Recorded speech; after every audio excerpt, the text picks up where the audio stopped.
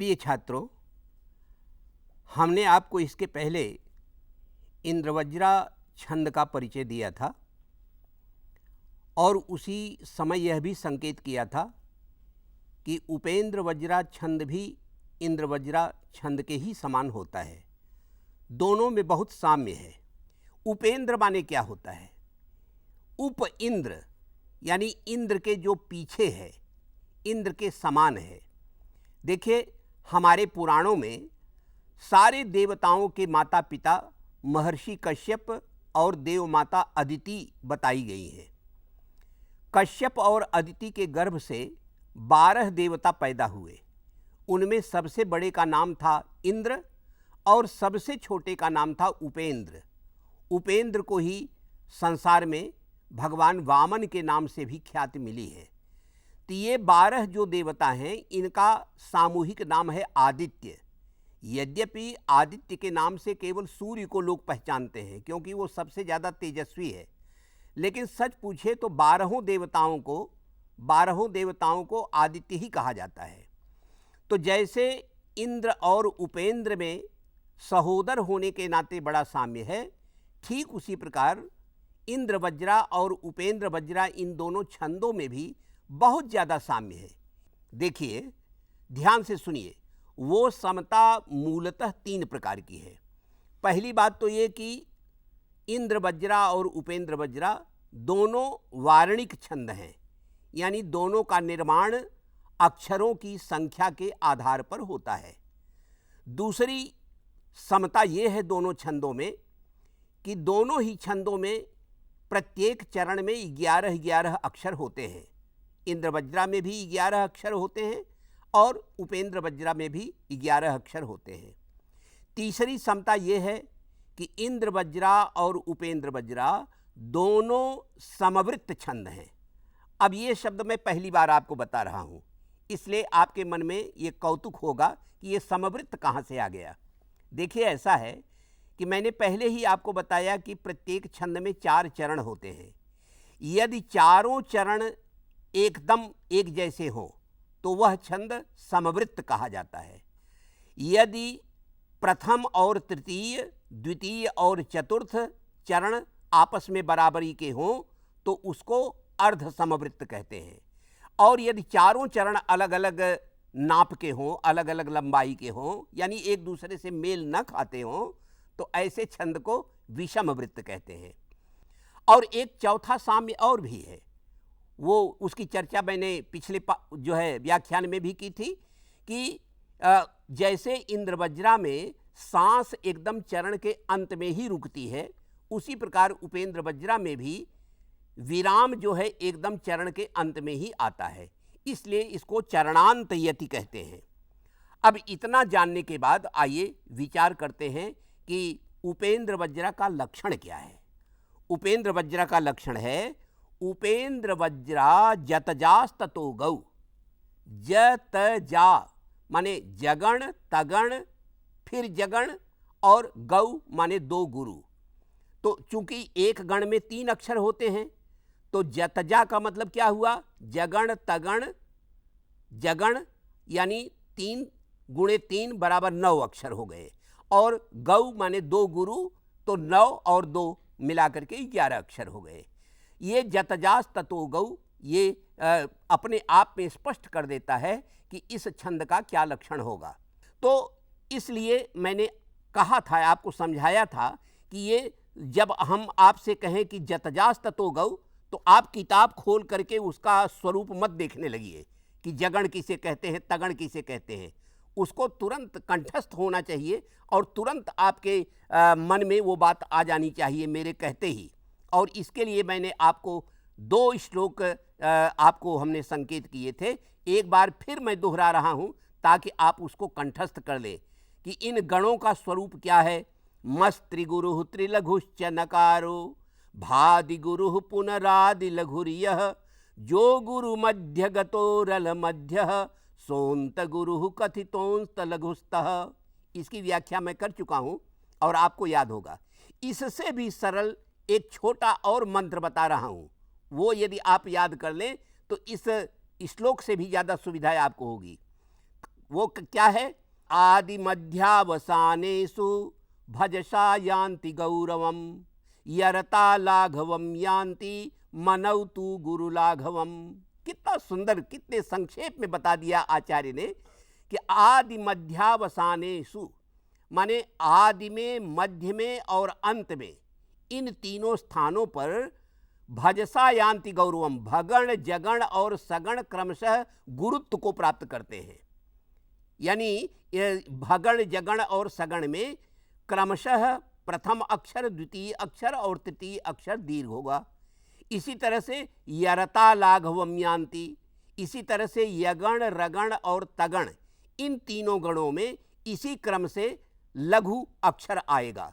और मनौ तु गुरु लाघवम, और जो मगण है, नगण है, उसमें क्रमशः तीनों गुरु होंगे, तीनों लघु होंगे।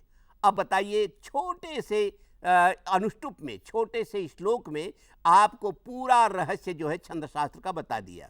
तो इसको यदि आपने नहीं याद किया है तो आगे के लिए बता रहा हूं कि आप इसको याद रखिए, क्योंकि बार बार इसकी ज़रूरत पड़ेगी। जब भी छंद का लक्षण आएगा तो तत्काल आपको वो लक्षण पहचानना पड़ेगा, उसका विस्तार करना पड़ेगा। आइए अब आगे बढ़ते हैं। तो ये जो है उपेंद्र वज्रा का लक्षण हुआ। अब इसका उदाहरण आपको बता रहा हूं, बड़ा प्रसिद्ध उदाहरण है, रोज रोज आप उसको कंठस्थ करके पाठ करते हैं। त्वमेव माता च पिता त्वमेव, त्वमेव बंधुश्च सखा त्वमेव, त्वमेव विद्या द्रविणं त्वमेव, त्वमेव सर्वं मम देव देव। भगवान नारायण की प्रार्थना की गई है। और इसमें आप जो लक्षण मैंने बताया, उस लक्षण के हिसाब से आप देखें तो त्वमेव माता च पिता त्वमेव। अब पूरा बताऊंगा तो बड़ा समय लगेगा, लेकिन आप केवल एक उदाहरण देखें कि त्वमेव, त्वमेव में त्व लघु है, में दीर्घ है, व लघु है। अब ये जो है जगण का उदाहरण हुआ, ये जगण का लक्षण हुआ। तो जतजास ततो गौ जो कहा गया, यदि आप उसको स्कैनिंग करें, उसको जो है सांकेतिक रूप से लिखें, जैसे मैंने बताया था कि जो लघु अक्षर है उसको खड़ी पाई के रूप में लिखा जाता है, और जो दीर्घ अक्षर है उसको अंग्रेजी एस के रूप में लिखा जाता है। तो बजाय अक्षरों को पूरा लिखने के आप इसी संकेत में लिख डालें तो आपको जो है उपेंद्र वज्रा का पूरा लक्षण इस कविता में चरितार्थ हो जाएगा। अब थोड़ी सी बात और आपको बताना चाहता हूं इस विषय में। इसका इतिहास क्या है, इसकी पृष्ठभूमि क्या है कि संस्कृत काव्यों में उपेंद्र वज्रा छंद जो है ये बहुत ही लोकप्रिय रहा है, बहुत ही लोकप्रिय रहा है। यहाँ तक कि आज से लगभग 2000 वर्ष पूर्व संस्कृत के सबसे महान कवि जो कविकुल गुरु कालिदास पैदा हुए, उनको भी ये छंद बहुत प्रिय था। और उन्होंने अपने जो उनकी अमर कृति है रघुवंश महाकाव्य, रघुवंश महाकाव्य में उन्होंने इसका प्रयोग किया है। वहाँ पर एक प्रसंग आया है कि महाराज दिलीप नंदिनी गाय की रखवाली कर रहे हैं, क्योंकि गुरु, उनके जो कुलगुरु हैं महर्षि वशिष्ठ, उन्होंने ये कहा है कि हे राजन, इस नंदिनी गाय की रक्षा कीजिए और इसी की कृपा से आपको वंशधर पुत्र प्राप्त होगा। तो महाराज दिलीप नंदिनी गाय की रक्षा कर रहे हैं, और रक्षा करते करते एक दिन एक बड़ी विचित्र घटना घटती है। नंदिनी गाय उनके भक्तिभाव की परीक्षा लेना चाहती है, तो सब उसकी माया से ही एक घटना घटी। वो घटना ये थी कि एक कुंभोदर नाम का विशाल सिंह प्रकट हो गया और उसने गाय को दबोच लिया। और जब गाय चिल्लाने लगी तो महाराज दिलीप दौड़े और देखा कि मतलब एक सिंह ने आक्रमण कर दिया है। तो उन्होंने उससे प्रार्थना की कि इस गाय के बदले तुम मेरा शरीर ले लो, अपना पेट भर लो, लेकिन ये मेरे गुरुदेव की गाय है और ये मैं व्रत पूर्वक इसकी रक्षा कर रहा हूँ। हे सिंह, तुम इसको छोड़ दो। लेकिन सिंह छोड़ने पर तैयार नहीं हुआ।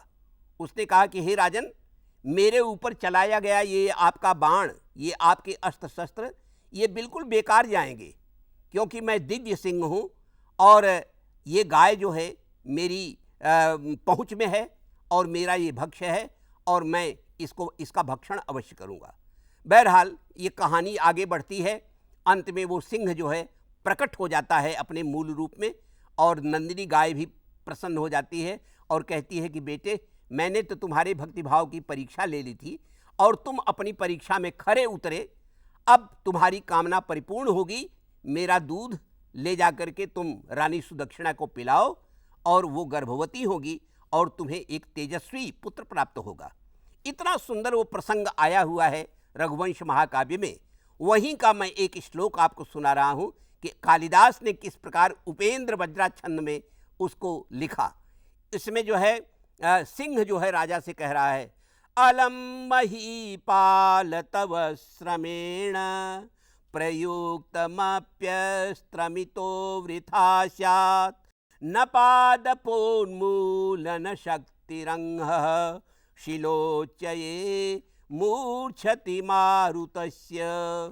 मैंने इसका अर्थ आपको पहले ही बता दिया है, बहुत ही साफ सुथरा है और उसमें महाराज को बात समझ में आ जाती है।